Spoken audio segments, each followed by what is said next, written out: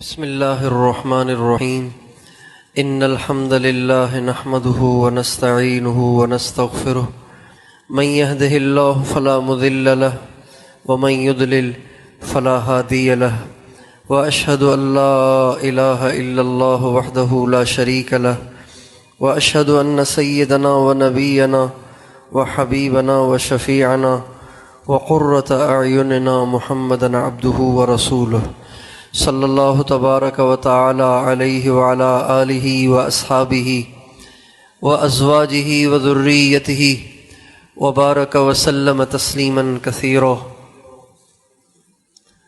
اما بعد فاعوذ باللہ من الشیطان الرجیم بسم اللہ الرحمن الرحیم لقد من اللہ علی المؤمنین اذ بعث فیہم رسولا من انفسہم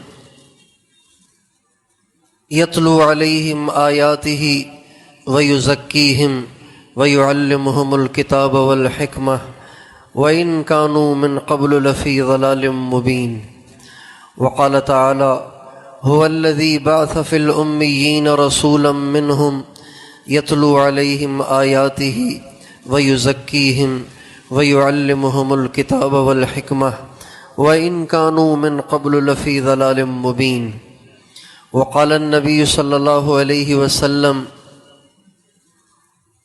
كنت نبیا وإن آدم لمنجدل بین الماء والطین وقال علیہ السلام ولدت مختونا مسرورا او کما قال علیہ الصلاۃ والسلام۔ میرے محترم دوستو اور بزرگوں اور بھائیوں، ربیع الاول جب سے شروع ہوا ہے تب سے حضور اکرم صلی اللہ علیہ وسلم کی یاد تازہ ہو رہی ہے، اور گرے سے گرے پڑے مسلمان کا دل بھی حضور اکرم صلی اللہ علیہ وسلم کی ذات اقدس کی طرف متوجہ ہے۔ یہ بات الگ ہے کہ کوئی اپنے نبی کو کسی انداز سے یاد کرتا ہے، کوئی کسی انداز سے یاد کرتا ہے۔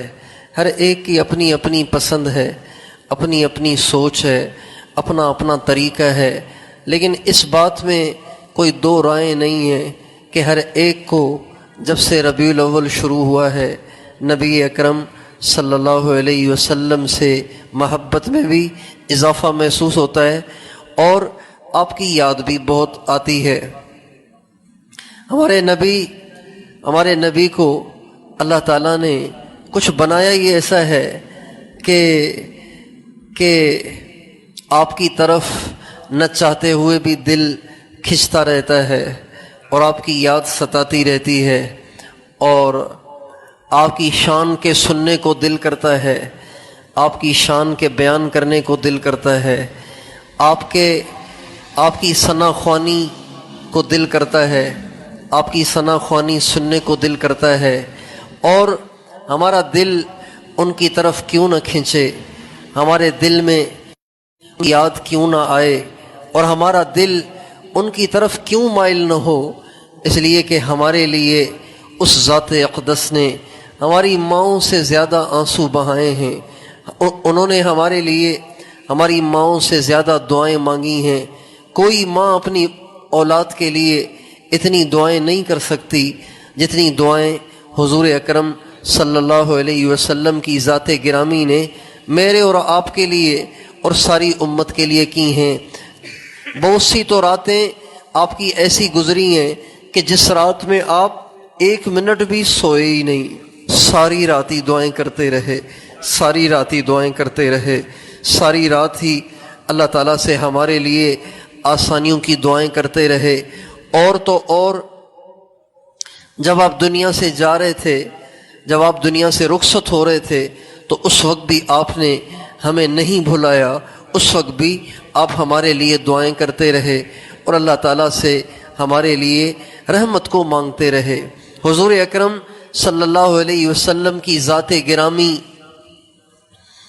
صرف اس لیے لائق محبت نہیں ہے کہ انہوں نے ہمارے لیے دعائیں کی ہیں، اگر وہ ہمارے لیے دعا نہ کرتے، ہمارے لیے اللہ سے دعائیں نہ کرتے، تو بھی آپ علیہ السلام کی ذات گرامی ایسی ہے کہ جس پہ جان کو فدا کر دینا چاہیے، اپنے آپ کو قربان کر دینا چاہیے، اپنا سب کچھ آپ کے نام پہ لٹا دینا چاہیے۔ جب سے دنیا بنی ہے اللہ تعالیٰ نے اپنے نبی کے نام کو روشن کیا ہے، اور وہ روشن ایسا ہوا ہے کہ روشن ہوتا ہی چلا جا رہا ہے۔ جب اللہ تعالیٰ نے آدم علیہ السلام کو بنایا تو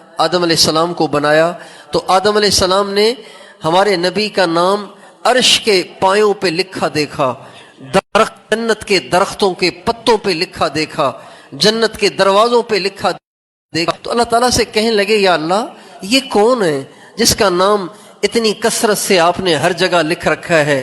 تو اللہ تعالیٰ نے فرمایا آدم یہ وہ ہے کہ اس کو نہ آنا ہوتا تو میں تجھے بھی پیدا نہ کرتا۔ لولاہ ما خلقتک، اگر وہ نہ ہوتے تو آپ بھی نہ ہوتے، آپ کو بھی جو بنایا وہ انہی کے طفیل بنایا ہے۔ آدم علیہ السلام کو جب اللہ نے بنایا تو ان کے ماتھے میں یہاں پیشانی میں ایک نور تھا جو چمکتا تھا، ان کو بھی پتہ نہیں تھا کہ یہ کس چیز کا نور ہے۔ تو ایک دن اللہ تعالیٰ سے کہنے لگے یا اللہ یہ میرے ماتھے میں نور کہاں سے آتا ہے، یہ نور میرے ماتھے میں کیوں چمکتا ہے؟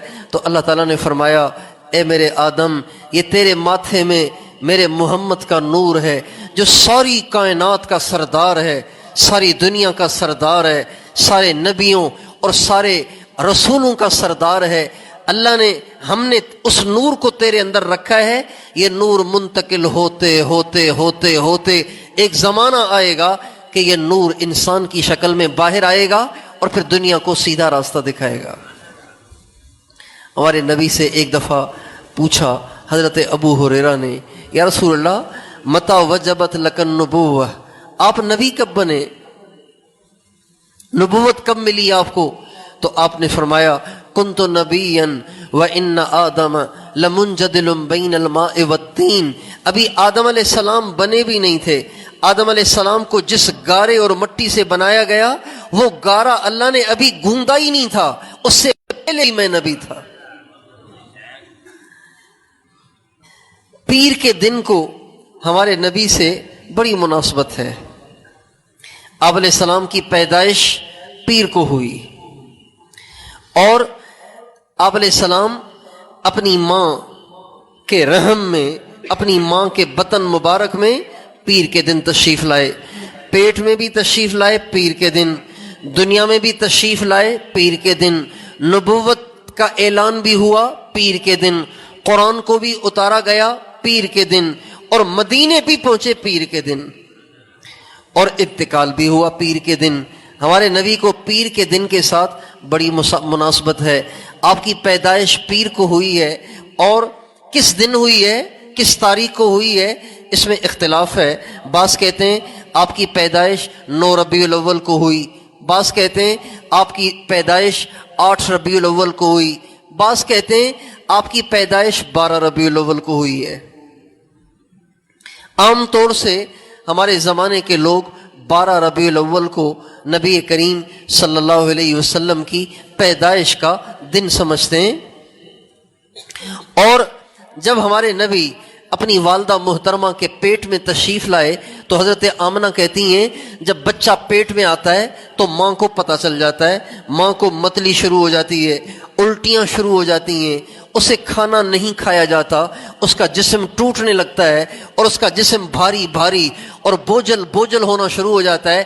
اماں آمنہ کہتی ہیں میرا محمد جب میرے پیٹ میں آیا تو مجھے پتہ ہی نہیں چلا کہ میرے پیٹ میں کوئی بچہ ہے۔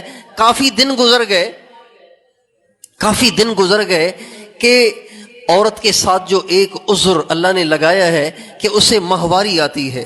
اماں آمنہ کہتی ہیں میری ماہواری بند ہوئی تو میں سوچ میں پڑ گئی کہ پیٹ میں تو کچھ ہے نہیں، اس لیے کہ پیٹ میں کوئی آ جائے تو اس کی علامت ظاہر ہوتی ہے، علامت تو کوئی ہے نہیں، پیٹ میں تو کوئی ہے نہیں، پتہ نہیں یہ میرے ساتھ کیا ہوا۔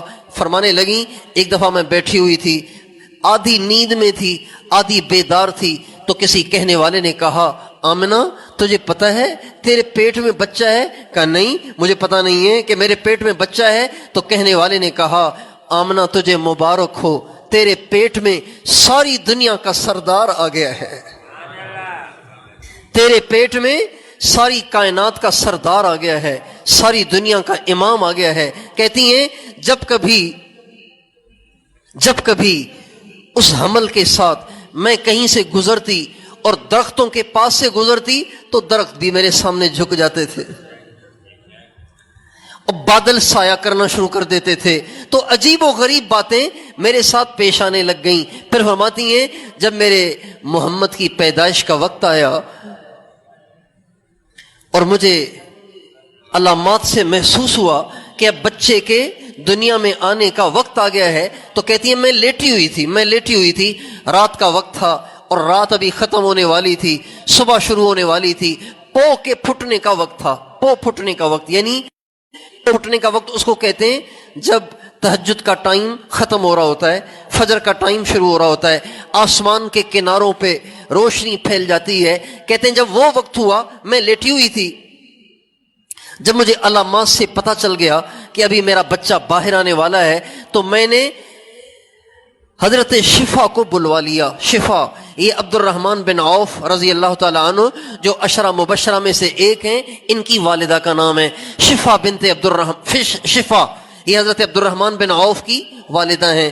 کہتی ہیں میں نے ان کو بلا لیا، بیٹھ گئیں۔ کہتی ہیں جب مجھے علامات شروع ہو گئیں کہ اب میرا بچہ باہر آنے والا ہے، تو میں نے آسمان کی طرف دیکھا تو میرے گھر میں تو چھت تھی، لیکن ایسے محسوس ہوا جیسے میرے گھر کی چھت اڑ گئی ہے، ختم ہو گئی ہے، چلی گئی ہے، اور آسمان کے ستاروں کو میں نے دیکھا کہ آسمان کے ستارے جھک جھک کے اتنے میرے قریب ہو گئے کہ مجھے ایسے لگا کہ یہ ستارے میرے اوپر آ کے گر جائیں گے۔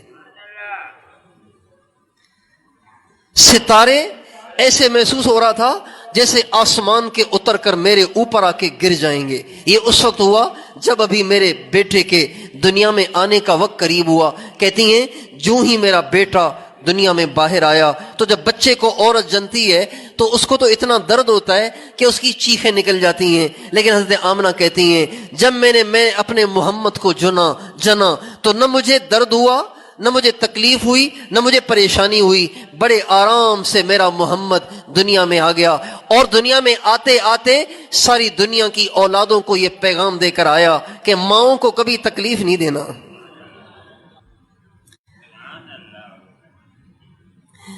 حضرت آمنہ فرماتی ہیں جو ہی وہ باہر آئے تو ایک دم ایک نور اٹھا اور سارا میرا گھر جگمگا گیا، ایسے محسوس ہو رہا تھا جیسے سورج آسمان سے اتر کے میرے گھر میں آ گیا ہو، ایسے میرے گھر کا گوشہ گوشہ کونا کھانچا روشن ہو گیا، اور وہ نور اتنا زوردار تھا کہ باہر بھی پھیل گیا۔ تو فرماتی ہیں اس نور سے میں نے دیکھا کہ شام کے محلات بھی مجھے نظر آ گئے۔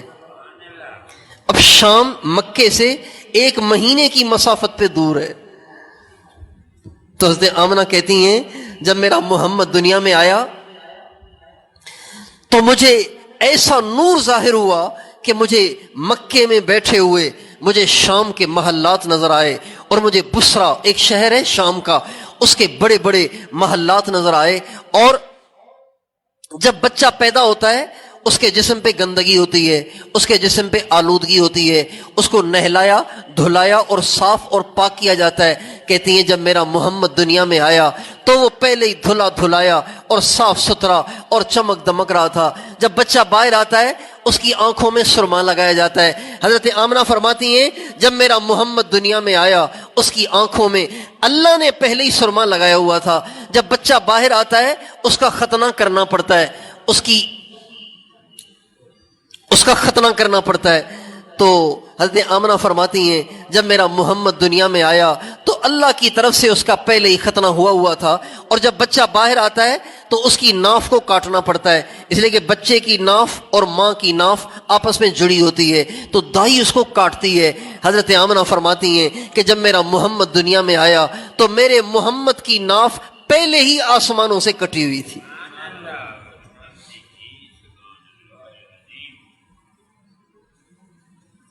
پھر فرماتی ہیں جب میرا بیٹا باہر آیا نا دنیا میں تو باہر آتے ہی ایک دم اس نے کروٹ بدلی، جیسے بڑا آدمی کروٹ بدلتا ہے، ایک دم آپ نے کروٹ بدلی اور مٹھی مٹی کی اٹھائی اور پھر آسمان کی طرف نگاہ کی اور اللہ کے ایک ہونے کی گواہی دی، اپنے بندہ ہونے کی گواہی دی، اور پھر لمبا سجدہ کیا، لمبا سجدہ کرتے رہے اور اس کے بعد سر اٹھایا اور ایسے لیٹ گئے جیسے بچے لیٹتے ہیں۔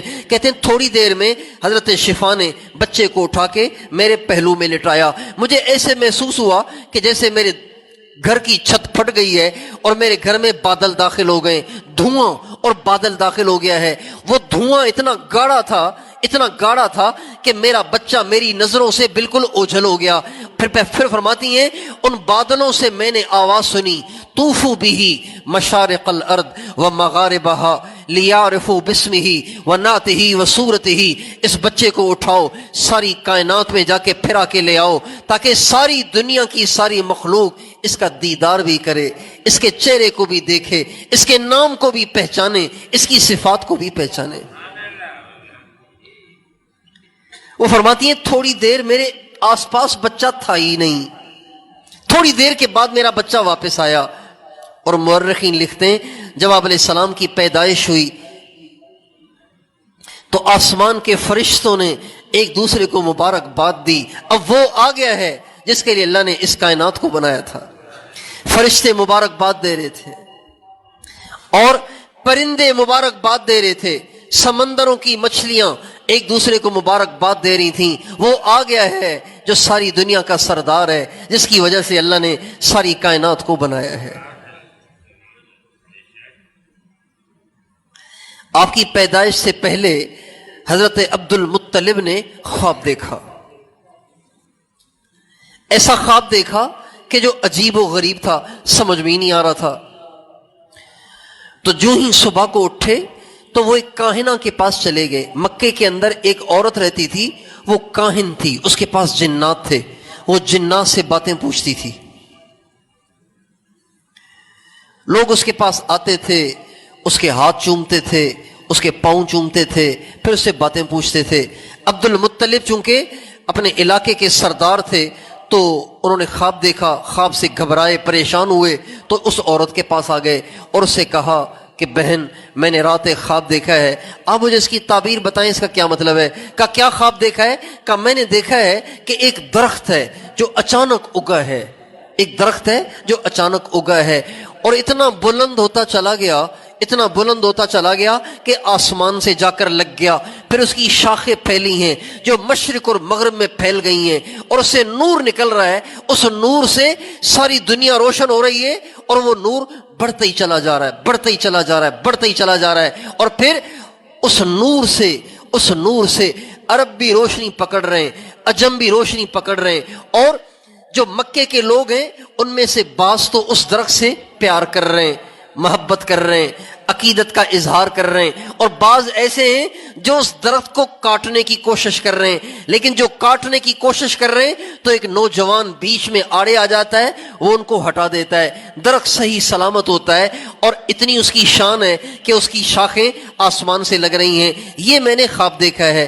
تو وہ کاہنہ کہنے لگی، ایک جب اس نے خواب دیکھا نا تو وہ ایک دم مبہوت سی ہو گئی، خاموش ہو گئی، پھر کہنے لگی عبد المطلب مجھے لگ رہا ہے تیری نسل سے ایک ایسا بچہ آنے والا ہے، تیری اولاد سے ایک ایسا بچہ آنے والا ہے جو عرب عجم سب کا مالک بن جائے گا۔ یملک العرب والعجم، میں دیکھ رہی ہوں، مجھے محسوس ہو رہا ہے کہ تیری نسل سے ایک ایسا بچہ آنے والا ہے جو ساری کائنات پہ غالب آ جائے گا، عرب بھی اس کے غلام ہو جائیں گے، عجم بھی اس کے غلام ہو جائیں گے۔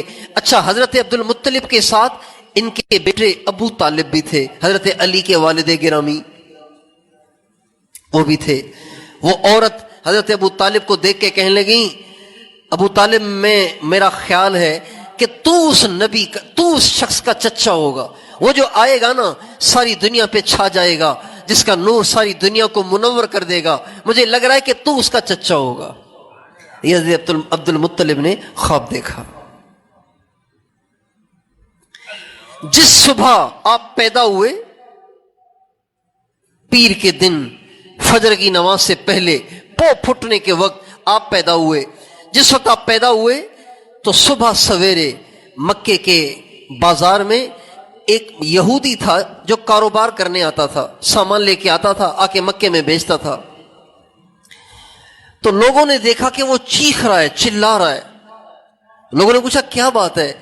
کہنے لگے ذرا تحقیق کر کے بتاؤ, یہاں مکے میں کسی کے گھر آج کوئی لڑکا ہوا ہے؟ کوئی لڑکا کسی کو ہوا ہے؟ کہنے لگے کہ بظاہر تو کسی کے گھر نہیں ہوا. کہ نہیں تم تحقیق کرو, ہوا ہے. اس لیے کہ آج ایک ستارہ آسمان پہ طلوع ہوا ہے, اور وہ ستارہ صرف اس وقت طلوع ہوگا جب نبی آخر زمان دنیا میں آئے گا. اس لیے تحقیق کرو. لوگوں نے سنا تو وہ اپنے گھروں میں گئے, جا کے اپنی عورتوں سے پوچھا ذرا تحقیق کر کے بتاؤ. کہاں؟ عبداللہ کے گھر لڑکا ہوا ہے, عبداللہ کے گھر لڑکا ہوا ہے. تو وہ ایک شخص آیا اسے یہودی کے پاس, کہنے لگے ایک ہے ہمارے شہر میں عبد المطلب, اس کے گھر میں پوتا ہوا ہے, اس کا بیٹا عبداللہ وہ تو فوت ہو گیا, اس کے گھر میں لڑکا ہوا ہے. کہنے لگے آپ لوگ مجھے وہ لڑکا دکھا سکتے ہیں؟ کہا بالکل دکھا سکتے ہیں. اس یہودی کو وہ مکے کا قریشی لے کر آیا اور حضرت آمنہ سے کہا بہن آپ اپنا بچہ ذرا باہر کریں گی تاکہ ہم اس کو دیکھیں. جو ہی ہمارے نبی کی اماں نے باہر کیا اور یہودی نے آپ کے چہرے کو دیکھا تو وہ چیخا اور چلایا اور کہنے لگے ویل لبنی اسرائیل, بنی اسرائیل ہلاک اور برباد ہو گئے. خرجت النبوۃ من بنی اسرائیل, اے بنی اسرائیل تمہارے لیے بربادی ہے کہ آج نبوت تمہارے گھروں سے نکل گئی. اور عرب کو اللہ نے یہ شرافت دے دی اور یہ سعادت دے دی کہ اب یہ نبی ان میں سے آئے گا, ان میں سے نبی اب ان میں سے آ گیا ہے. اور پھر اس نے کہا اس بچے کو سنبھال کے رکھنا, اس لیے کہ یہودی اس بچے کے بڑے دشمن ہیں, اگر انہوں نے اس کو دیکھ لیا تو اس کو شہید کر دیں گے. اور جب آپ کی پیدائش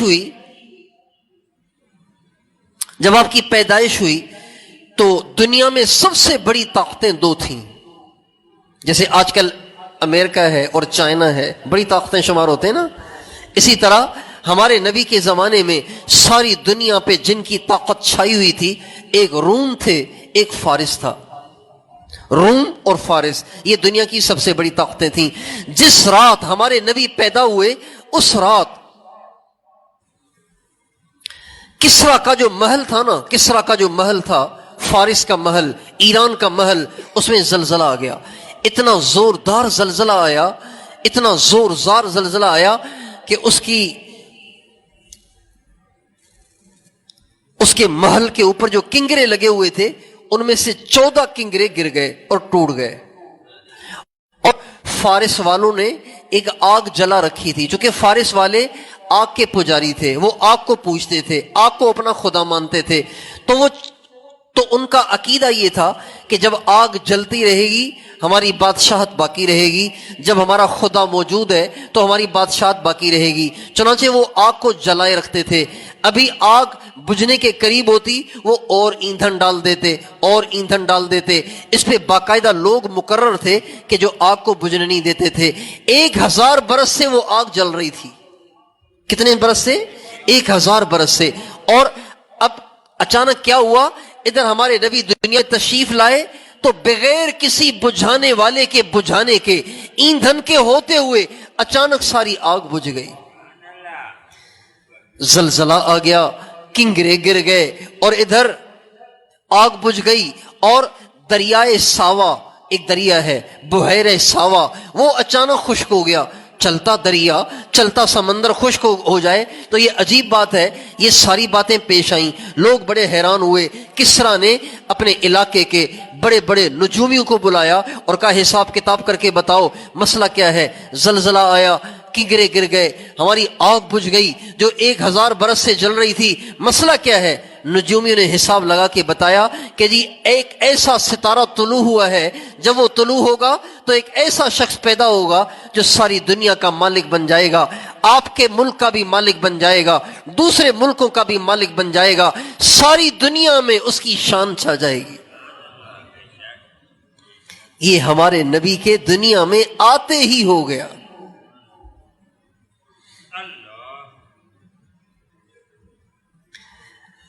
بس اب آپ سوچئے جس کا آنا ایسا ہو، جو آتے آتے اتنی نشانیاں لے کر آیا ہو، تو اس کی شان کیا ہوگی؟ اچھا، جب آپ دنیا میں تشریف لائے تو حضرت عبد المطلب کو کسی نے خواب میں کہا یہ جو آپ کو پوتا ہوا ہے نا، اس کا نام محمد رکھنا، محمد، اور کوئی نہ رکھنا، محمد رکھنا۔ اور حضرت آمنہ کو خواب میں کسی کہنے والے نے کہا یہ جو لڑکا تم نے جنا ہے اس کا نام احمد رکھنا، کوئی اور نہ رکھنا۔ چنانچہ آپ کا نام محمد بھی رکھا گیا، آپ کا نام احمد بھی رکھا گیا۔ محمد آپ کا نام قرآن کا ہے، احمد آپ کا نام انجیل کا ہے اور تورات کا ہے۔ ہمارے حضرت عبد المطلب سے کسی نے پوچھا عبد المطلب یہ تو نے اپنے پوتے کا کون سا نام رکھا ہے؟ اس سے پہلے تو کبھی یہ نام سنا ہی نہیں ہے۔ حضرت عبد المطلب کہنے لگے محمد اسے کہتے ہیں جس کی تعریف کی جائے اور اتنی کی جائے کہ ختم ہی نہ ہو۔ میں نے اس کا نام محمد اس لیے رکھا ہے تاکہ آسمان والے بھی اس کی تعریف کرتے رہیں، زمین والے بھی اس کی تعریف کرتے رہیں، اور اس کی تعریف کا ایسا تسلسل جاری ہو کہ قیامت تک ان کی تعریفیں ہوتی ہی رہیں۔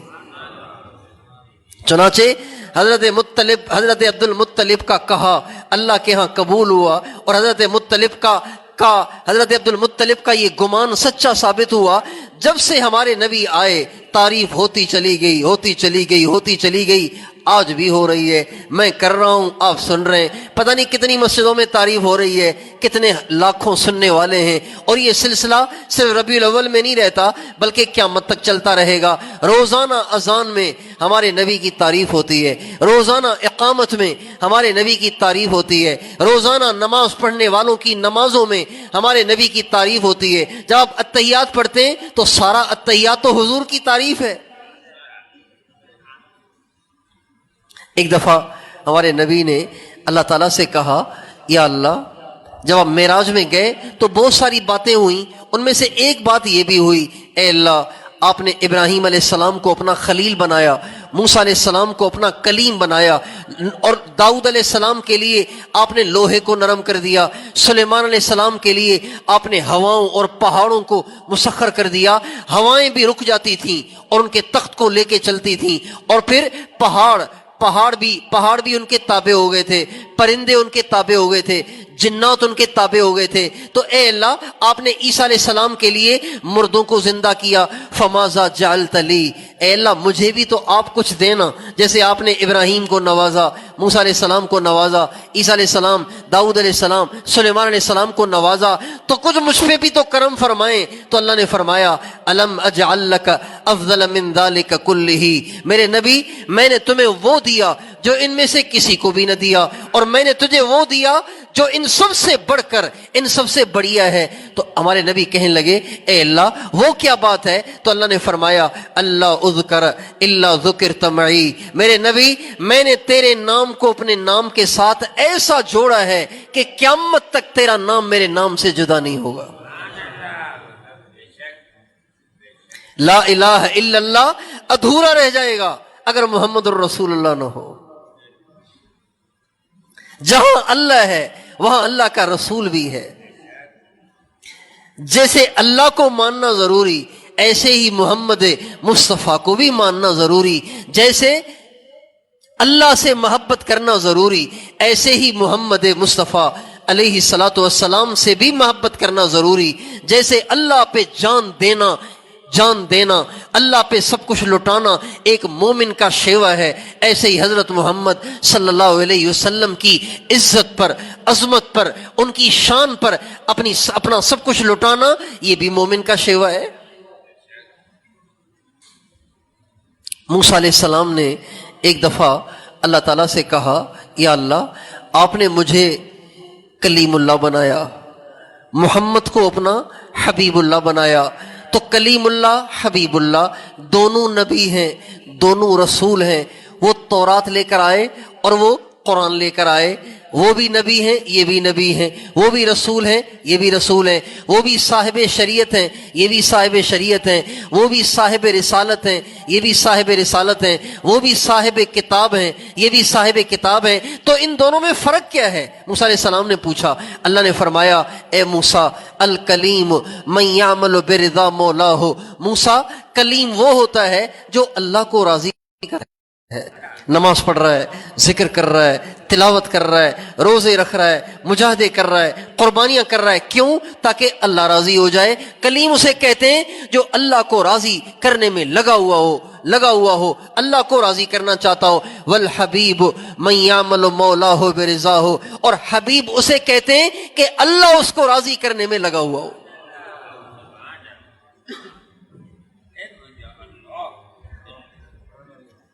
موسیٰ علیہ السلام کو اللہ نے کہا 70 آدمی لے کے آ جاؤ تو آپ کو تورات دے دیں گے۔ موسیٰ علیہ السلام 70 آدمی لے کے چڑھ گئے طور کے اوپر۔ اللہ سے ملاقات کا شوق تھا تو موسیٰ علیہ السلام ذرا جلدی جلدی اوپر پہنچ گئے، جو مقرر جگہ تھی اس پہ جلدی جلدی پہنچ گئے۔ اللہ نے فرمایا وما اعجلک عن قومک یا موسیٰ، موسیٰ آپ اتنی جلدی جلدی آ گئے، قوم کہاں ہے؟ کہم اولاء علی اثری وعجلت الیک رب لترضی، اے اللہ وہ پیچھے پیچھے آ رہے ہیں لیکن وہ آہستہ آ رہے ہیں، میں ذرا آپ کی محبت، آپ سے ملاقات کے شوق میں جلدی جلدی آ گیا، اور جلدی جلدی اس لیے آیا تاکہ آپ میری جلدی کو دیکھ کر، میرے شوق کو دیکھ کر، میری محبت کو دیکھ کر آپ مجھ سے راضی ہو جائیں۔ موسیٰ علیہ السلام نے دوڑ لگائی پہاڑ کے اوپر۔ پہاڑ کے اوپر دوڑ لگانا آسان ہوتا ہے؟ پہاڑ کے اوپر دوڑ لگائی اور کہا اللہ اپنے آپ کو اس لیے تھکایا ہے تاکہ تو راضی ہو جائے۔ اب یہ ہو گئی موسیٰ علیہ السلام کی بات۔ اب ادھر ہمارے نبی کو دیکھ لیجئے، ہمارے نبی کو اس بات کا شوق تھا کہ جیسے اللہ تعالیٰ نے حضرت ابراہیم علیہ السلام کا قبلہ بیت اللہ کو بنایا تو میرا قبلہ بھی بیت اللہ بن جائے، چونکہ اسلام کے شروع زمانے میں مسلمانوں کا جو قبلہ تھا نا وہ بیت المقدس تھا، اس لیے اس کو قبلہ اول کہتے ہیں جو فلسطین میں ہے۔ تو ہمارے نبی ابتدا میں نمازیں بیت اللہ کی طرف چہرہ کر کے ہی پڑھا کرتے تھے، نہیں کہ بیت المقدس کی طرف چہرہ کر کے پڑھا کرتے تھے، لیکن ہمارے نبی کے دل میں اشتیاق تھا کہ کبھی اللہ اپنے کرم سے میرے قبلے کو بدل دے اور میرا قبلہ وہ بنا دے جو قبلہ میرے ابا حضرت ابراہیم کا تھا۔ اچھا، اس قسم کی خواہش ہمارے نبی سے پہلے کسی نبی کے دل میں پیدا نہیں ہوئی۔ کسی کو کیا مجال ہے کہ اللہ سے کہے کہ اللہ قبلہ ہی بدل دے؟ بھئی قبلہ تو اللہ جو مقرر کر دے اسی کی طرف منہ کرنا ہے۔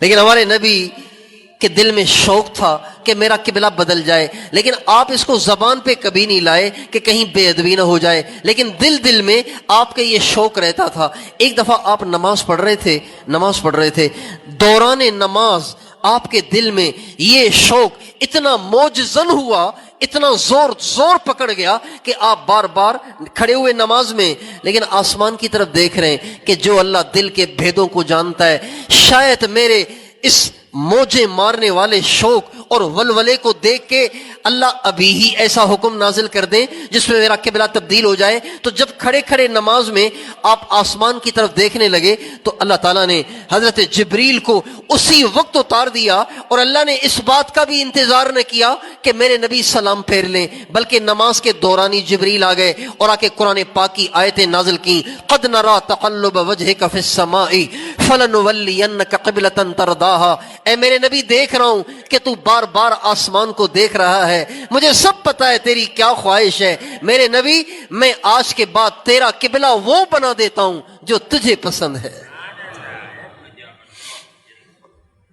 اچھا، اب یہ تو بات پوری ہو گئی۔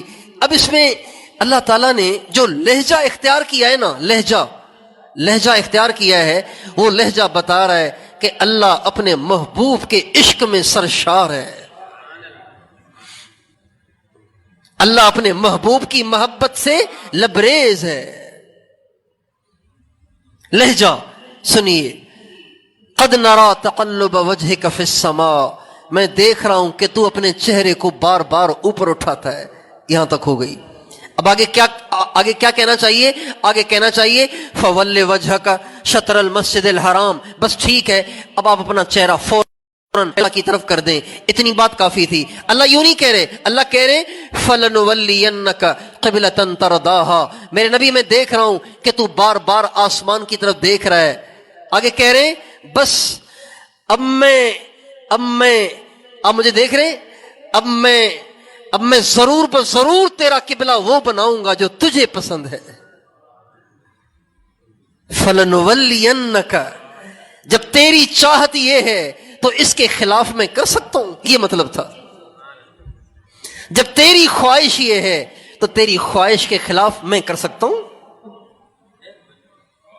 فَلَنُوَلِّيَنَّكَ قِبْلَةً. اچھا یوں بھی کہہ سکتے تھے فَلَنُوَلِّيَنَّكَ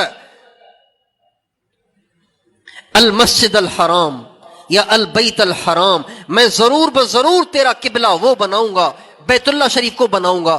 یہ بھی نہیں کہا، ترداہا کا لفظ بڑھا کے اللہ تعالیٰ نے اپنے نبی سے محبت کی انتہا کو بتایا. کیا؟ فَلَنُوَلِّيَنَّكَ قِبْلَةً، ہم ضرور تیرا قبلہ وہ بنائیں گے جو تجھے پسند ہے. ترداہا، جو تجھے پسند ہے. کتنی محبت ہے اس لہجے میں، ان الفاظ میں. عشق ٹپک رہا ہے قرآن کی ان آیات سے، عشق ٹپک رہا ہے، محبت ٹپک رہی ہے. اللہ. یوسف علیہ السلام پہ تہمت لگی. یوسف علیہ السلام پہ زلیخا نے تہمت لگائی، الزام لگایا کہ یہ میرے ساتھ بری حرکت کرنا چاہتا تھا، اس لیے میں بھاگی ہوں. اپنی جان بچانے کے لیے، اپنی عزت کو بچانے کے لیے یوسف علیہ السلام پہ تہمت لگا دی. اب یوسف علیہ السلام پہ تہمت لگ گئی. اب نبی پہ اگر ایک دفعہ دھبا آ جائے تو نبی کی بات تو پھر معتبر نہیں رہے گی. اس لیے اللہ پاک اپنے نبیوں کے دھبے دھوتا ہے، اپنے نبیوں سے دھبوں کو ہٹاتا ہے تاکہ کوئی نبی پہ انگلی نہ اٹھائے. چنانچہ اللہ تعالیٰ نے حضرت یوسف علیہ السلام پہ لگائے جانے والے دھبے کو دھویا. کس کے ذریعے سے؟ ایک دودھ پیتے بچے کے ذریعے سے. وَشَهِدَ شَاهِدٌ مِّنْ أَهْلِهَا، ایک انہی کے گھر کا ایک دودھ پیتا بچہ دودھ پیتے پیتے بول پڑا اور کہنے لگا یوسف کو برا مت کہو، تحقیق کرو. کیسے تحقیق کریں؟ وہ دودھ پیتا بچہ کہنے لگا دیکھو اگر عورت کا آگے کا دامن پھٹا ہوا ہے تو یوسف گندا ہے، یوسف کی حرکت ہے. اور اگر عورت کا اگر یوسف علیہ السلام کا آگے کا دامن پھٹا ہوا ہے تو سمجھ جاؤ کہ یوسف کی حرکت ہے، اور اگر یوسف علیہ السلام کا پیچھے کا دامن پھٹا ہوا ہے سمجھ جاؤ زلیخا کی حرکت ہے. چنانچہ جب دیکھا گیا تو حضرت یوسف علیہ السلام کا پیچھے کا دامن پھٹا ہوا تھا تو سب سمجھ گئے کہ یہ ساری زلیخا کی شرارت ہے، اور یوسف علیہ السلام کا دھبا دھل گیا.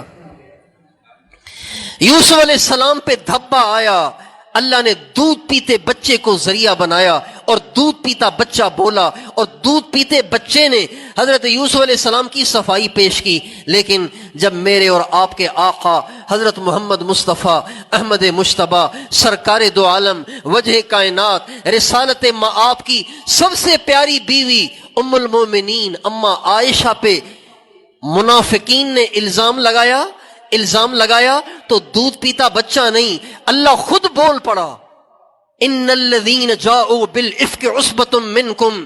اے ساری دنیا کے لوگوں اس بات کو کان کھول کر سنو، جو عائشہ پہ الزام لگا رہے ہیں یہ سب جھوٹے ہیں، میرے نبی کی عائشہ پاک ہے. یوسف علیہ السلام کی صفائی بچے نے کی، میرے نبی کی بیوی کی صفائی خود اللہ نے کی. اللہ آ گیا خود. حضرت ابراہیم علیہ السلام نے اللہ سے دعا کی وَاجْعَلْ لِي لِسَانَ صِدْقٍ فِي الْآخِرِينَ. اے اللہ جب میں دنیا سے چلا جاؤں تو پھر تو میرے نام کو پیچھے کے لوگوں میں بلند رکھنا، لوگ میرے خلاف باتیں نہ کریں، لوگ میرے پیٹھ پیچھے میری تعریف کرتے رہیں. یہ حضرت ابراہیم علیہ السلام نے اللہ سے دعا کی اور یہ دعا اللہ کے ہاں قبول ہو گئی. چنانچہ آج تک لوگ حضرت ابراہیم کی تعریف کر رہے ہیں، لیکن ہمارے نبی نے اللہ سے یہ دعا نہیں کی کہ اللہ میرا نام بھی اونچا کر دے۔ ہمارے نبی کے کہے بغیر اللہ نے ہمارے نبی سے کہا الم نشرح لک صدرک ووضعنا عنک وزرک، آگے چل کے فرمایا ورفعنا لک ذکرک، میرے نبی تو نے تو نہیں کہا، ہم نے تیرے کہے بغیر ہی تیرا نام بلند کر دیا۔ ایک دفعہ ہمارے نبی کے کچھ صحابہ آپس میں بیٹھے ہوئے تھے، آپس میں باتیں کر رہے ہیں۔ ایک نے کہا وَمِنَ الْعَجَبِ أَنَّ اللَّهَ اتَّخَذَ إِبْرَاهِيمَ خَلِيلًا، کتنی عجیب بات ہے کہ اللہ تعالیٰ نے حضرت ابراہیم کو اپنا خلیل کہا ہے۔ خلیل اسے کہتے ہیں جس کی محبت دل کی گہرائیوں میں اتر جائے۔ کیا شان ہے حضرت ابراہیم کی کہ اللہ نے ان کو اپنا گہرا دوست قرار دیا ہے۔ تو دوسرے نے کہا وما هو بأعجب من انه کلم موسیٰ تکلیما، یہ بات تو بے شک عجیب ہے، لیکن یہ بھی کم عجیب نہیں ہے کہ اللہ نے کسی سے براہ راست کلام نہیں فرمایا، کسی کو اللہ نے اپنی آواز نہیں سنائی، لیکن موسیٰ علیہ السلام سے اللہ نے اپنی آواز میں براہ راست کلام کیا ہے۔ تو تیسرے نے کہا، تیسرے صحابی نے کہا ہاں یہ باتیں بھی بڑی عجیب ہیں، لیکن یہ بھی تو دیکھو کہ آدم علیہ السلام کی کیا شان ہے، سارے شان والے ان کے بچے کہلاتے ہیں، سب کے ابا ہیں، شان والوں کا باپ ہونا بھی شان والا ہونا ہے۔ ہمارے ایک بزرگ ہیں ماسٹر کرم داد صاحب، ہمارے اساتذہ کے وہ والد ہیں، تو وہ عالم نہیں ہیں، ٹیچر ہیں۔ تو ان سے کسی نے کہا، وہ بیان بڑا اچھا کرتے ہیں، تو ان سے کسی نے کہا آپ عالم ہیں؟ کہ میں عالموں کا باپ ہوں۔ تو شان والے کا باپ ہونا بھی شان والا ہونا ہے۔ ان کے سارے بچے علماء ہیں اور بڑے علماء ہیں، پتہ نہیں ہزاروں ان کے بچوں کے شاگرد ہیں۔ تو آدم علیہ السلام کی کیا شان ہے کہ سبھی کے ابا ہیں۔ تو ایک نے کہا عیسیٰ علیہ السلام کی شان بھی تو کم نہیں ہے، اشاروں سے مردے زندہ ہو جاتے تھے۔ اچھا یہ ساری باتیں کر رہے تھے، آپ علیہ السلام خاموشی سے آئے اور ساری باتیں سنتے رہے۔ جب یہ ساری باتیں کر چکے تو اب آپ علیہ السلام بولے، صحابہ کو پتہ نہیں تھا کہ آپ علیہ السلام کھڑے ہوئے۔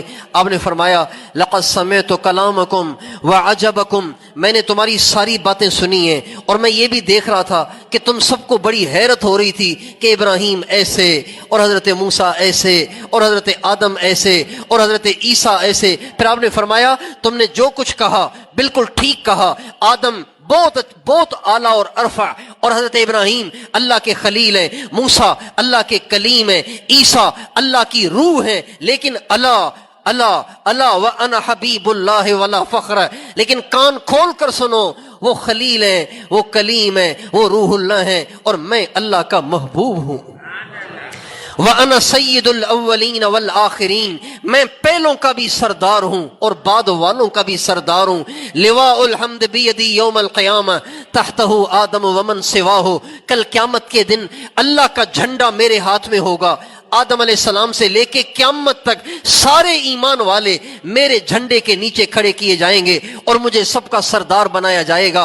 پھر آپ نے فرمایا انا اول من یقرع باب الجنہ، سب سے پہلے جنت کا دروازہ بھی میں ہی کھٹکھٹاؤں گا۔ اب آپ بتائیے ہمارے نبی کی شان کو کوئی پہنچ سکتا ہے؟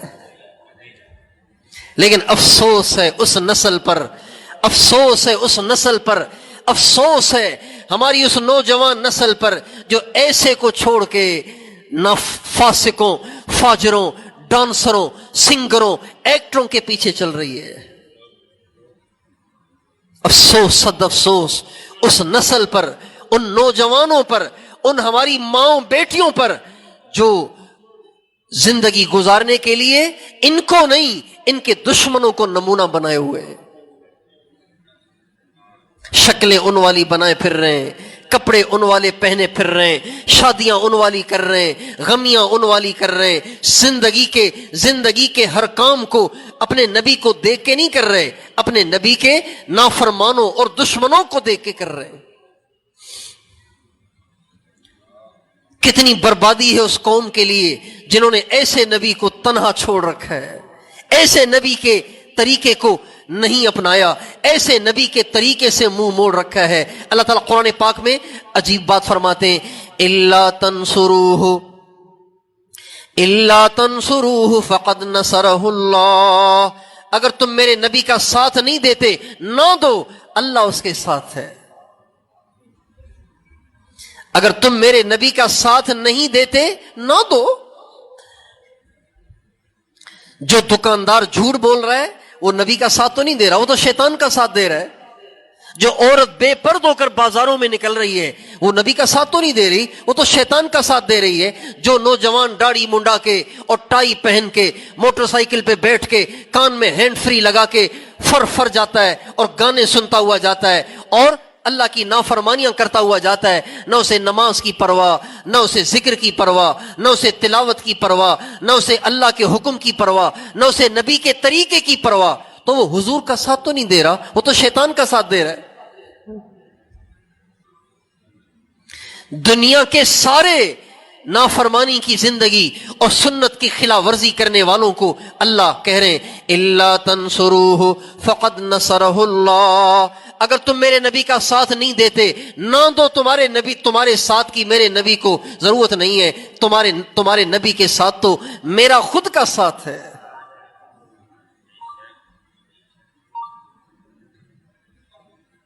میرے دوستو، آج کی امت مسلمہ نے اپنے نبی کی زندگی سے منہ موڑ کر جس زندگی کو اپنایا ہے، اگر ہم تھوڑا سا غور کریں، ماضی کو دیکھیں، حال کو دیکھیں، آئندہ آنے والی گھاٹیوں کو دیکھیں، ہم نے اپنے نبی کے طریقے کو، اپنے نبی کی زندگی کو چھوڑ کر اور کفار کے طریقے کو اپنا کے کمایا ہے یا گنوایا ہے؟ کن کن ذلتوں سے آج امت مسلمہ دو چار ہے، کن کن مصیبتوں میں آج امت مسلمہ گرفتار ہے، کن کن پریشانیوں کا شکار ہے۔ امت مسلمہ سوچ ہی نہیں رہی اس بات کو۔ کاش کہ اس ربیع الاول کے مہینے میں اپنے نبی کی شان کو سن کر ہم مدینے کی طرف کو رخ کر لیتے، ہم اپنا رخ مدینے کی طرف کو کر لیتے، اپنی زندگیوں کو تبدیل کر لیتے، اپنے آقا کے سچے غلام بن جاتے، تابع دار بن جاتے، پیروکار بن جاتے۔ خدائے پاک کی قسم، اللہ ہماری قسمتیں پلٹ دیتا، اللہ ہمارے بخت جگا دیتا، پریشانیاں دور کر دیتا، مسائل کو حل کر دیتا۔ ہمارے سارے مسائل کا حل محمد مصطفیٰ کی غلامی میں چھپا ہوا ہے۔ دیکھیں، آپ سوچیں، ہمارے نبی کا ارشاد ہے لو کان موسیٰ حیا لما وسعہ الا اتباعی، موسیٰ علیہ السلام اگر آج ہوتے تو وہ بھی تورات پہ نہ چلتے، میرے قرآن پہ چلتے، اپنی شریعت پہ نہ چلتے، بلکہ میرے پیچھے پیچھے چلتے۔ تو جب حضرت موسیٰ علیہ السلام کی نجات ہمارے نبی کے پیچھے چلے بغیر نہیں ہو سکتی، تو آپ کی اور میری کفار کے پیچھے چل کے کیسے ہو جائے گی یار؟ اور جب انسان کسی کو اپنا آئیڈیل نہیں بناتا تو اس کی وجہ یہ ہوتی ہے کہ اس میں کوئی فالٹ ہوتا ہے، اس میں کوئی عیب ہوتا ہے، اس میں کوئی نقص ہوتا ہے، اس میں کوئی خرابی ہوتی ہے۔ میرے دوستو، ہمارے نبی میں کون سی خرابی ہے؟ ہمارے نبی میں کون سا فالٹ ہے؟ محمد مصطفیٰ میں کون سا نقص ہے کہ جس کی وجہ سے ہماری نسل نے منہ موڑ رکھا ہے؟ زبان سے نہیں کہہ رہا ہوں، عمل سے منہ موڑ رکھا ہے۔ 99% نوجوان نسل داڑیاں منڈاتی ہے، 99 سے بھی زیادہ نوجوان نسل داڑیاں منڈاتی ہے، ننگے سر گھومتی پھرتی ہے۔ 90% عورتیں بے پرد ہو گئی ہیں، برقعے نہیں پہنتی، زمانے کے فیشن کو لیے زندگی گزار رہی ہیں۔ اللہ نے ہمارے نبی میں کوئی نقص نہیں رکھا، کوئی عیب نہیں رکھا، کوئی کمی نہیں رکھی، کوئی خرابی نہیں رکھی۔ ہمارے نبی سارے عیبوں سے پاک ہیں، سارے نقص سے، نقائص سے پاک ہیں، सारी खराबियों से पाक हैं। हजरत हसन इब्न साबित फरमाते हैं व अहसन मिन कलम तरा क़त्तुईनी व अजमल मिन कलम तलिदिन निसाउ खुलिक़्त मुबर्रअन मिन कुल्लि ऐबिन कअन्नक क़द खुलिक़्त कमा तशाउ। या रसूल अल्लाह, आपसे ज्यादा हसीन किसी आंख ने देखा नहीं, आपसे ज्यादा जमाल वाला किसी माँ ने जना नहीं, और अल्लाह पाक ने आपको बनाया ही कुछ ऐसा है कि आप में कोई खराबी और ऐब रखा ही नहीं। अरबों के यहां ये रवाज था कि जब बच्चा पैदा होता था तो शहरों की रहने वाली औरतें उसे देहात की औरतों के हवाले कर देती थी, क्योंकि देहात की आबो हवा भी अच्छी होती है, जबान भी साफ होती है। ये उनके यहां आम रवाज था।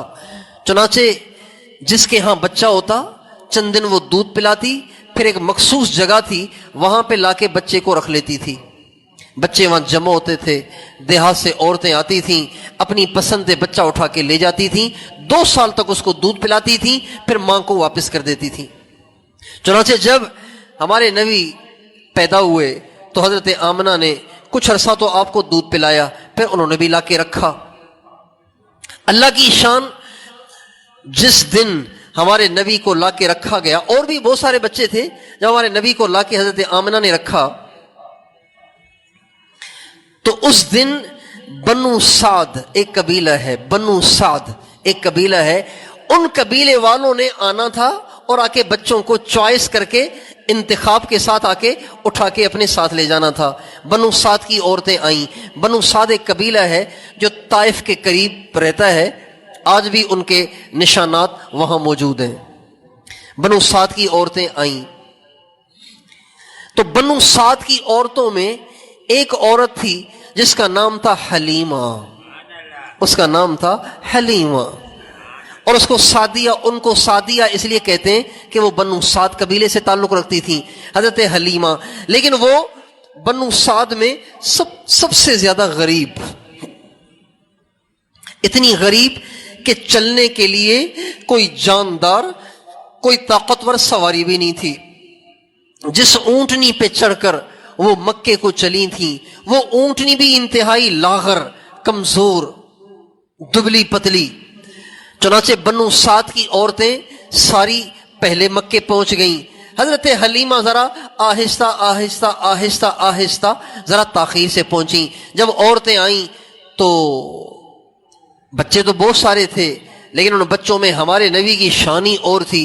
जब कोई औरत हमारे नबी को देखती तो उसका दिल खिंचता कि इस बच्चे को मैं उठा लूं, लेकिन जब मालूम होता कि इस बच्चे का तो बाप ही नहीं है, इनका तो वालिद ही नहीं है, तो भाई जब बच्चा यतीम है तो पैसे वैसे तो नहीं मिलेंगे, तो यतीम समझ के छोड़ देती। चुनाचे हर औरत आती, किसी मालदार के बच्चे को उठाती और उठा के वहां से रवाना हो जाती। सबसे आखिर में हजरत हलीमा पहुंची तो सारे ही बच्चे जा चुके थे, बस एक ही बच्चा वहां मौजूद था।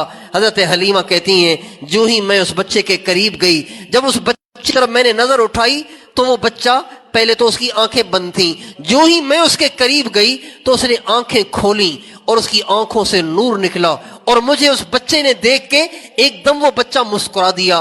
कहने लगी, मैंने जब उस बच्चे को मुस्कुराता देखा तो उसकी मुस्कुराहट ने मुझे ऐसा दीवाना कर दिया कि मुझे कहा भी गया कि इसका बाप नहीं है, कोई देने वाला नहीं है, इस पे कोई माल पैसा भी नहीं मिलेगा। मैंने कहा, माल पैसा मिले न मिले, मैं इस बच्चे को उठा के ले जाऊंगी, और नहीं तो कम से कम इस बच्चे की मुस्कुराहटी को देखकर अपने दिल को सुकून दे दिया करूंगी। क्या इस बच्चे की मुस्कुराहट है। चनाचे हज़रत हलीमा कहती हैं, मैंने उस बच्चे को उठा लिया, बच्चे को उठा के मैंने अपनी ऊंटनी में बिठाया। तो फरमाती हैं, जो ही मैंने उस बच्चे को गोद में लेकर ऊंटनी पे बिठाया तो बैठते ही ऐसे महसूस हुआ जैसे मेरी ऊंटनी को पर लग गए हों। वो ऊंटनी जो मक्के से चली थी, جو بنو سعد قبیلے سے چلی تھی مکے کے لیے اور اسے چلا نہیں جا رہا تھا، مار مار کے میں اس کو مکے تک لائی. اب وہ اونٹنی ایسے جیسے اڑی چلی جا رہی ہو. چنانچہ بھاگتے بھاگتے وہ جو عورتیں پہلے روانہ ہو گئی تھیں ان کو بھی کراس کرنے لگیں. حضرت حلیمہ کہتی ہیں جب میں ان عورتوں کو کراس کرنے لگی تو ان عورتوں نے کہا حلیمہ یہ اونٹنی وہی ہے جس پہ تو چڑھ کے آئی تھی، جس سے چلا نہیں جا رہا تھا، یہ تو بڑی تیز ہو گئی ہے. تو حضرت حلیمہ فرمانے لگی اونٹنی تو وہی ہے لیکن اونٹنی کا سوار تبدیل ہو گیا ہے. فرماتی ہیں جب میں اس بچے کو لے کر اپنے گھر میں آئی تو میرے گھر کے سارے جانوروں کے تھن دودھ سے بھر گئے، اور فرماتی ہیں میری اپنی چھاتی بھی دودھ سے بھر گئی. ہم سب حیران تھے کہ یہ مسئلہ کیا ہو رہا ہے. ہماری وہی بکریاں جن کے تھنوں سے نچوڑ کے قطرے نکالے جاتے تھے، اب ان کے تھن لبالب بھرے ہوئے، سارا گھر لبریز ہو کر دودھ پی رہا ہے اور پیٹ بھی نہیں بھر رہا، اور پھر پیے جا رہے ہیں اور دودھ بھی ختم نہیں ہو رہا. تو حضرت حلیمہ کہتی ہیں میں نے اپنے خاوند سے کہا یہ کیا مسئلہ ہے، یہ اتنا سارا دودھ جانوروں کے پیٹوں میں، ان کے تھنوں میں کہاں سے آ رہا ہے؟ تو وہ فرمانے لگے حلیمہ مجھے لگتا ہے جو بچہ تو لائی ہے یہ بچہ بڑا انمول ہے، یہ بچہ بڑا عجیب ہے، یقیناً یہ اس بچے ہی کی برکتیں ہیں. اچھا، حضرت حلیمہ کی جو بکریاں تھیں وہ ایک دم موٹی ہونا شروع ہو گئیں اور ان کے تھن بھی بھرے جانے لگے. تو بنو سعد قبیلے کی عورتیں اپنے چرواؤں سے کہتی، اپنے لڑکے اور لڑکیوں سے کہتی کم بختو تم کہاں اپنی بکری جاتے ہو، ایسی دبلی پتلی خالی پیٹ لے کے آتے ہو، تم بھی وہاں بکریاں چراؤ نا جہاں حلیمہ کی بکریاں چرتی ہیں. دیکھو ان کے تھن کیسے بھرے ہوئے ہیں اور وہ کتنی موٹی تازی ہو رہی ہیں. تو وہ بچے اور وہ بچیاں اور وہ چروائے کہتے امی چراتے تو ہم بھی اسی جگہ ہیں جہاں حلیمہ کی بکریاں چرتی ہیں، پتہ نہیں جب سے ان کے گھر میں یہ بچہ آیا ہے برکتیں برکتیں برکتیں برکتیں. ایک دفعہ حضرت حلیمہ جن کے ہاتھ بکریوں کو چرانے بھیجتی تھی تو انہوں نے کہا مجھے ذرا میں نہیں جا سکتا آج، مجھے مجبوری ہے. تو حضرت حلیمہ نے اپنی بیٹی سے کہا کہ بیٹی آج اگر تم بکریاں لے کے چلی جاؤ چرانے کے لیے. تو کہا امی میں چرانے جاؤں گی لیکن اس کے لیے شرط ہے. کہا کیا؟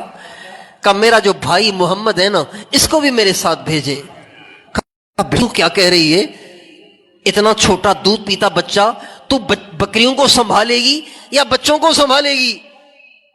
بچے کو سنبھالے گی تو بکریاں بھاگ جائیں گی، کسی اور کے کھیت میں گھس جائیں گی. بکریوں کو سنبھالے گی تو بچے کو کہاں چھوڑے گی، اس لیے بچے کو نہ لے کے جا. کہا نہیں امی جاؤں گی تو محمد کو ساتھ لے کے جاؤں گی، اگر اس کو ساتھ نہیں بھیجنا تو میں نے بکریاں چرانے بھی نہیں جانا. کہا بیٹا بات کیا ہے؟ کہا امی پہلے بھی ایک دفعہ میں محمد بھائی کو اپنے ساتھ لے کر گئی تھی بکریاں چرانے کے لیے، جب بھائی محمد میرے ساتھ تھے تو میں نے دیکھا جب دھوپ تیز ہو گئی تو آسمان پہ پتہ نہیں کہاں سے بادل آ گئے اور مسلسل بادلوں نے ہم پہ سایہ کیے رکھا.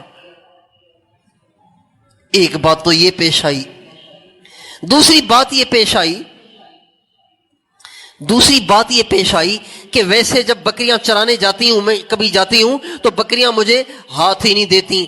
ایک کو پکڑتی ہوں دوسری بھاگ جاتی ہے، دوسری کو پکڑتی ہوں تیسری بھاگ جاتی ہے. ان کو سمیٹتے سمیٹتے میری تو جان خرچ ہو جاتی ہے. لیکن جب میرا بھائی محمد میرے ساتھ ایک دفعہ گیا تھا تو کیا ہوا، میں نے اپنے بھائی کو گود میں لیا ہوا تھا، بکریاں چلی گئیں چرنے کے لیے. تھوڑی دیر میں ساری بکریاں چل کے آ کے میرے بھائی محمد کے سامنے بیٹھ گئیں. وہ بھی میرے بھائی کو دیکھتی رہی، میں بھی اپنے بھائی کو دیکھتی رہی. جن کی شان ایسی نرالی ہو ان کو کیوں چھوڑ رکھا ہے یار. حضرت عباس ایک دفعہ ہمارے نبی سے کہنے لگے یا رسول اللہ میں جو اسلام میں داخل ہوا ہوں نا اس کی ایک وجہ ایک بات بھی ہے جو میں نے بچپن میں دیکھی تھی. کہا بچپن میں آپ نے کیا دیکھا تھا؟ کہ جب آپ چھوٹے سے تھے دودھ پیتے تھے آپ لیٹے ہوتے تھے تو میں دیکھتا تھا کہ آسمان پہ چاند ہوتا تھا اور آپ بچے اشارے کرتے ہیں نا، بچے یوں ہاتھ پاؤں ہلاتے ہیں، تو آپ جب ہاتھ ہلاتے تھے تو چاند جس طرف آپ ہاتھ کو ہلاتے چاند ہی ادھر چلا جاتا تھا. آپ یوں کرتے چاند ادھر ہو جاتا, آپ یوں کرتے چاند ادھر آ جاتا, آپ یوں کرتے چاند ادھر چلا جاتا, آپ یوں کرتے چاند ادھر آ جاتا. تو یہ بات مجھے بڑی عجیب لگی کہ میرا بھتیجا جس طرف کو ہاتھ کا اشارہ کرتا ہے چاند ادھر کو ہی چلا جاتا ہے. آپ علیہ السلام نے فرمایا چچا جان بات یہ ہے کہ جب میں چھوٹا تھا تو اللہ چاند کو بھیج دیتا تھا, چاند مجھ سے باتیں کرتا تھا, میرا دل بہلاتا تھا تاکہ میں روؤں نہیں اور میری ماں گھر کا کام کاج کر لے. جیسے آج کل کی عورتیں اپنے بچوں کو بہلانے کے لیے ان کو موبائل دے دیتی ہیں, کارٹون کھول کے دے دیتی ہیں کہ کارٹون دیکھتا رہے گا, کارٹون خود بھی بن جائے گا, کارٹون بھی دیکھتا رہے گا, میں گھر کے کام کر لوں گی. تو اللہ ہمارے نبی کا دل بہلانے کے لیے چاند بھیج دیتا اور وہ چاند ہمارے نبی سے کھیلتا تھا, چاند ہمارے نبی سے باتیں کرتا تھا. بتائیے جس کی شان ایسی ہو کہ اس کی انگلی پہ اشارے پہ چاند آگے پیچھے ہو جاتا ہو تو اس کے پیچھے چلنے والوں کو اللہ کتنی عزت دے گا. حضرت حلیمہ نے ہمارے نبی کو سینے سے لگایا تو بتائیے حضرت حلیمہ کو فائدہ ہوا نقصان ہوا؟ آپ سے پوچھتا ہوں فائدہ ہوا نقصان ہوا؟ حضرت حلیمہ کے تو وارے نیارے ہو گئے. تو کیا جو آج ساری دنیا جبکہ ہمارے نبی کے طریقے کا مذاق اڑا رہی ہے, ہمارے نبی کی سنت کا مذاق اڑا رہی ہے, ہمارے نبی کے دین کا مذاق اڑا رہی ہے, جب آج کے زمانے میں کوئی ہمارے نبی کو سینے سے لگائے گا, ہمارے نبی کے طریقے کو اور سنت کو سینے سے لگائے گا, اللہ اس کے بھی حضرت حلیمہ کی طرح وارے نیارے کرے گا کہ نہیں کرے گا؟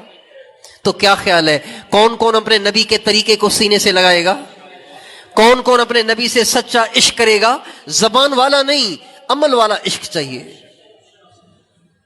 اس لیے اس ربیع الاول کے مہینے میں ہم اپنی زندگیوں کو تبدیل کریں, اپنے اہل و عیال کے اندر ایسی محنت اور کوشش کریں, اپنے محلے اور علاقے میں ایسی محنت اور کوشش کریں کہ کہیں ہمارے نبی کی سنت کی خلاف ورزی نہ ہو. تو بھئی محنت کریں گے, کوشش کریں گے انشاءاللہ, خود بھی اپنے نبی کے طریقے پہ چلیں گے انشاءاللہ, سر کے بالوں سے لے کے پاؤں کے ناخن تک اپنی 24 گھنٹے کی زندگی کو اپنے نبی کے طریقے پہ گزارنے کی میں بھی نیت